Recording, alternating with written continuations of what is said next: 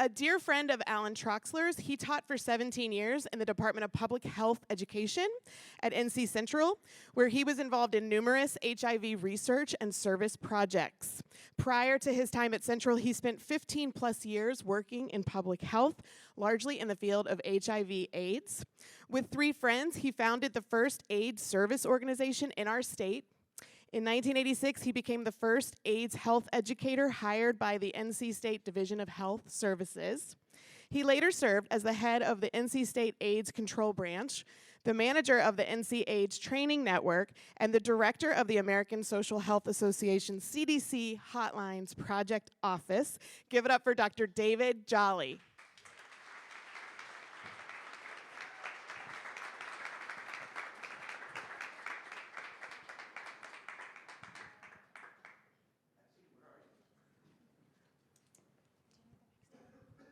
You were going to, there we go.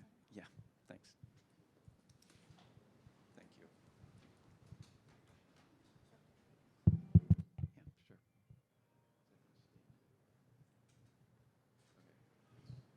Thanks. Good evening, and thank you for having me here this evening. I'm working with a mic stand because I need to hold these papers, because this is Allan Troxler's story, and it's told in Allan's words, and I want to make sure that I get them right. Allan is not on stage with me tonight, but he is here in the audience, and I would like to ask him to stand so you all can see who I'm talking with and about.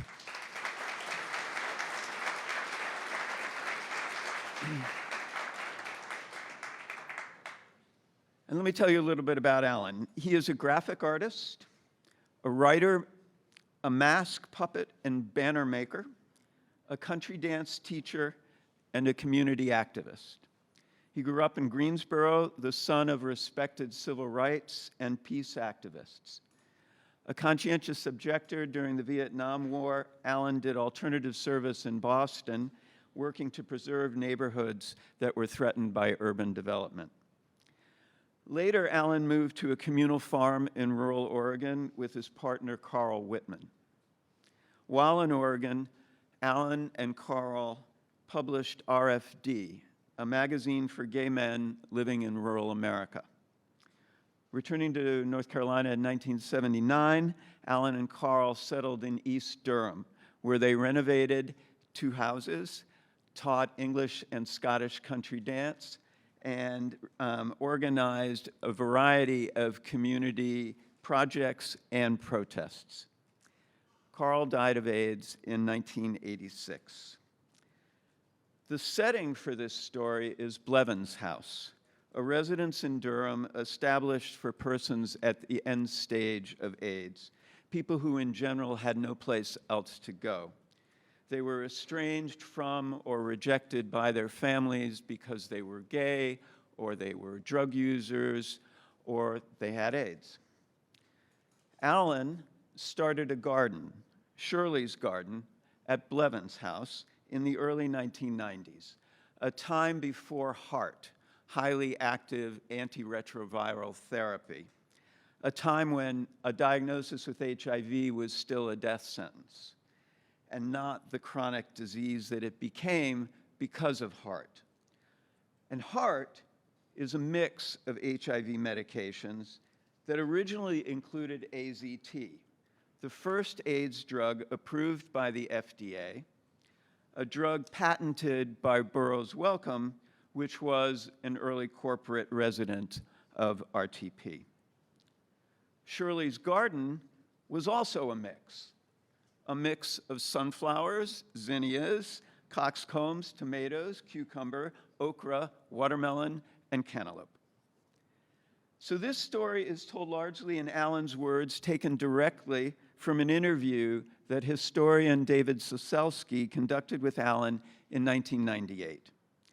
The story is one of thousands that could be told, and hopefully it will shed some small light on the very human side of this epidemic. Now, Allan and I originally envisioned this talk as a conversation that we would have a la National Public Radio's StoryCorps, with me asking the questions that Allan would use as a jumping off point for the story of Shirley's Garden. We've decided to maintain that format with me asking both the questions and providing Allan's responses. I will spare you my pitiful imitation of Allan's Piedmont Carolina accent. Bear with me, here we go. So Allan, how did the garden get started? Well, I had been a volunteer at Blevins House for a couple of years, visiting folks, doing small things to make their lives a bit more bearable. Then Shirley showed up. Shirley was an old mountain woman. I think she might have gotten HIV from prostitution. She probably came here through the AIDS clinic at Duke. They referred most of the residents to the house. At that point, 1989, there weren't adequate services up there in the mountains for her. When she came to the house, which was a very pleasant, middle-class ranch home, she just sat on the edge of the couch for about a month, like she was just waiting for the next Greyhound bus to take her back to the mountains. She was so ill at ease in what to her was this palatial home. I suspect that she had lived only in little cabins and trailers, but she took to lining the porch with coffee cans full of houseplants. She was turning it into home. I had no idea how old she was. She looked ancient, but I remember at some point seeing her age and being surprised at how much younger she was than I thought. We all knew that Shirley loved plants. Her birthday was May 1st, and so everybody gave her houseplants. I gave her a few seed packets, and that's how the garden got started. The first year, it was just a little patch with some zinnias and a few other things. Shirley would sit up on the porch. She didn't have any energy to work in the garden, and from there, she bossed me around. Anyway, that first year, the garden was for Shirley, and I planted her zinnias because they were so colorful. Shirley took great pride in the garden. By fall, we had all kinds of beautiful things in bloom. Shirley died that next spring. Allan, to what extent were the folks who lived at Blevins House involved with the garden? Well, not all that much. Besides Shirley, there were Ken and Roosevelt. Ken loved the garden. He'd grown up at an orphanage at, I hope I'm pronouncing this right, Culebedi Springs. They made the kids do field work. I think it was a strawberry farm. So he had this almost instinctive relationship with the garden. He was there a couple of years. Roosevelt was from here in Durham, but he had worked in New York polishing diamonds at Tiffany's. At some point, he started coming out and puttering around, chopping weeds, clearing beds. He was gaunt and didn't have much energy. Still, he was more grounded and less disabled by AIDS than many other residents. He was on oxygen 24 hours a day, but he had a portable tank, so he could come preside. I told him he was our patron saint. So many people, once they were diagnosed, gave up. He had no patience with that. Others came out to look at the garden from time to time, but Shirley, Ken, and Roosevelt, they were the mainstays. Why do you think the garden was important to the residents who did participate? I'm not sure. Maybe there in the garden, they took some solace in the cycles of life, death, and regeneration. Well then, what did volunteering at Blevins House and tending the garden mean to you? Especially in those early years, I think the benefits of volunteerism were at least as much for the volunteers as for the people who lived there. We all needed reassurance. We all needed some sense of, well, there's something I can do. Everybody felt defeated. I think all of us were searching for a way to understand this epidemic as something other than terrible judgment and Holocaust, as something more than tragedy. Allan, any final words on Shirley's garden? Just that maybe sometimes, in a small way, a vase of zinnias or a sack of okra matter? I'm going to break script here now to tell you a little more about Allan and the AIDS work that he and many others did in the early years. I'm doing this because Allan was adamant that we put the story of Shirley's Garden in a larger context. I'll try to do that by making 2 points. First, besides being the garden guy at Blevins House, Allan provided support to people with AIDS as an AIDS buddy for the Lesbian and Gay Health Project. In fact, Allan was buddy to the Health Project's first AIDS client, a guy named Michael, who moved back to North Carolina from San Francisco to be closer to his family when he died. I tell you this because I want to note something about the support Allan and many other gay men provided people with AIDS, something that made that work more pressing and more frightening. Many of us were wounded healers. That is, we were caregivers, but some of us were already grieving the loss to AIDS of someone we loved, as was the case with Allan. Others of us were at risk or infected ourselves, and as we cared for the sick and the dying, we knowingly watched our own future unfold in another's illness. My second point is this. Besides providing support to people with AIDS, Allan was also active on the political side of AIDS work. For instance, he was one of many who protested the high price of AZT right here in the park at Burroughs Welcome. That political work was critical too, because in those early years, there was very little positive attention paid to AIDS by government, by churches, by civic groups. Gay men had to do just about everything by and for ourselves with critical support from lesbian sisters and straight allies.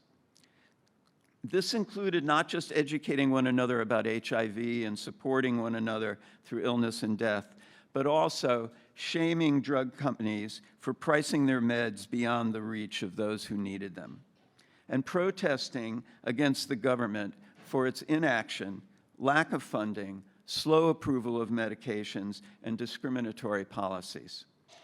It was all of a piece, educating, supporting, protesting, and in Allan's case, gardening. And many of us moved pretty seamlessly from one to the other. So that's some of the larger context, but I don't want it to overshadow the focus of this presentation, which was the beautiful garden Allan tended for many years, a garden he created, in his words, to make life a bit more bearable for those near the end of their AIDS journey. It was a unique offering from someone all who know him would agree is a uniquely gifted individual. Thank you.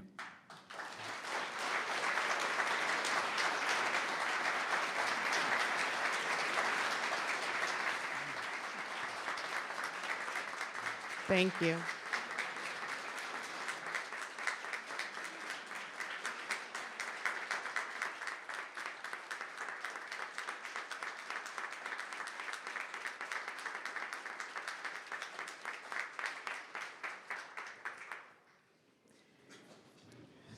So if y'all want to find Sarah Beth, we might have time for one question. I will kick things off by asking, how did the development of AZT change AIDS treatment, since that was developed here, right here? Yeah. Well, unfortunately, it didn't change it that much because ADT was far from a silver bullet. It had a positive effect on people's health for a very short period of time. But it sort of launched efforts to find many other AIDS drugs that eventually led to HAART, which has turned HIV into a chronic disease.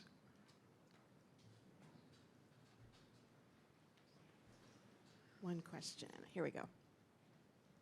Hi, Laquan Black, entrepreneur here tonight, so thank you for your presentation. I wanted to ask, what happened to the Blevins Garden? Where is that today, and are there any people within the HIV/AIDS communities that can still benefit from its blooming?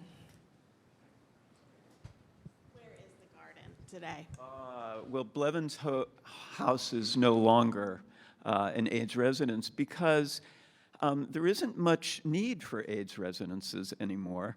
It was founded as a place for people at the end stage of their journey, and now, thanks to HEART, most people, not everybody by far, but most people are able to live long and pretty healthy lives. I'm